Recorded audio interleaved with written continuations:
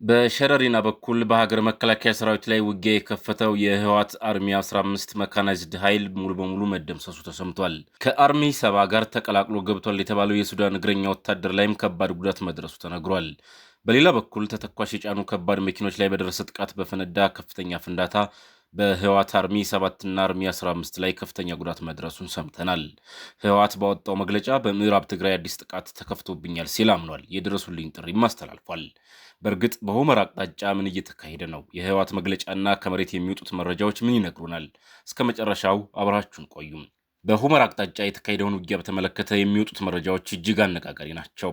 እንደ መረጃዎቹ ገልጻ በሁመራ አቅጣጫ ሸረሪና በተባለ ቦታ ላይ በሀገር መከላከያ ሰራዊት ላይ ጥቃት ለማድረስ የሞከረው የህወሓት አርሚ 15 መካናይዝድ ኃይል ኮር 153 ያልጠበቀው ከባድ ድብደባ አስተናግዷል።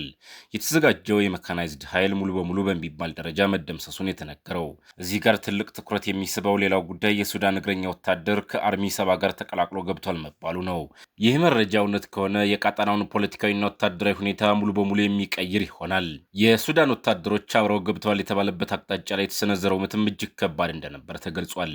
ተተኳሾችንና የጦር መሳሪያዎችን ጭነው ይጓዙ የነበሩ ከባድ መኪኖች የአቅርቦት ኮንቬይ ላይ በተሰነዘረ ድንገተኛ ጥቃት የመኪኖቹ መፈንዳት በዙሪያው በነበሩት የህወሓት አርሚ 70 እና አርሚ 15 ኮር 152 እግረኛ ሰራዊት ላይ ከፍተኛ ሰብአዊና ቁሳዊ ውድመት አድርሷል።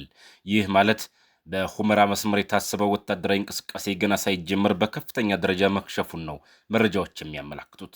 በሌላ በኩል ደግሞ ህወሓት ራሱን የትግራይ ክልል መንግስት አድርጎ ዛሬ ሐምሌ 25 ቀን ባወጣው ይፋዊ መግለጫ በኩል የተናገረው ነገር ትልቅ መነጋገሪያ ሆኗል። ህወሓት በመግለጫው የፌዴራል መንግስቱ በምዕራብ ትግራይ በኩል አዲስ ወታደራዊ ጥቃት መክፈቱን ይፋ አድርጓል። በመግለጫው ላይም እነዚህን ዋና ዋና ጉዳዮች አንስቷል። የጥቃቱ መጀመሩን ማመናቸው ከሐምሌ 25 ቀን 2018 ዓ.ም አነጋግ ጀምሮ በምዕራብ ትግራይ አቅጣጫ አዲስ ጥቃት መጀመሩን ህወሓት አምኗል። የድረሱልኝ ጥሪ የትግራይ ህዝብ፣ የጸጥታ ኃይሎች፣ የሲቪል ማህበራትና የሃይማኖት ተቋማት የክልሉን ህልውና ለማስጠበቅ በአንድነት እንዲቆሙም ህወሓት ጥሪ አቅርቧል። አሁን ደግሞ የነገሩን ስትራቴጂካዊ ምስጢርን መርምር። ለምን ሁመራ? ሁመራ ለምዕራብ ትግራይና ለሱዳን ወሰን አቅራቢያ በአማራ ክልል የሚገኝ እጅግ ወሳኝ ስትራቴጂካዊ ቦታ ነው። የሱዳን ሰራዊት በዚህ ውጊያ ላይ ተሳታፊ ሆኗል መባሉ አሳሳቢ ነው። የሱዳን ድንበር ቅርበትን በመጠቀም የሚደረጉ እንቅስቃሴዎች የነገሩን ቅርጽ ቀጠናዊ ያደርጉታል። የመካናይዝድ ኃይሉ መመታት ኮር 153 እና ኮር 152 መመታታቸው ህወሓት በምዕራብ በኩል የነበረውን ከባድ ወታደራዊ አቅም እንደሚያዳክመው ይታመናል። የህወሓት መግለጫ የፖለቲካ ትርጉም ህወሓት የመከላከያ ሰራዊት ጥቃት ከፈተብኝ ማለቱና የፕሪቶሪያን ስምምነት አደጋ ላይ ወድቋል የሚል መልእክት ለዓለም አቀፉ ማህበረሰብ ለማስተላለፍ ማለሙን ያሳያል።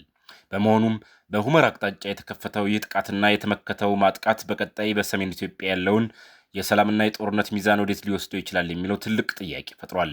ዛሬ በሁመራ አቅጣጫ የተሰሙት ወታደራዊ መረጃዎችና የህወሓት ይፋዊ መግለጫ ይህንን ይመስላሉ። የህወሓት አርሚ 15 መደምሰስ፣ የሱዳን ወታደሮች አብረው ገብተዋል መባሉና የህወሓት ዓለም አቀፍ ማህበረሰብ ድረሱልኝ ጥሪ በቀጣይ ቀናት ሁኔታውን ወዴት ሊወስዱት ይችላሉ? እናንተስ በዚህ ጉዳይ ላይ ምን ታስባላችሁ? በሁመራ የተካሄደው ውጊያ የቀጠናውን ሁኔታ እንዴት ይነካዋል?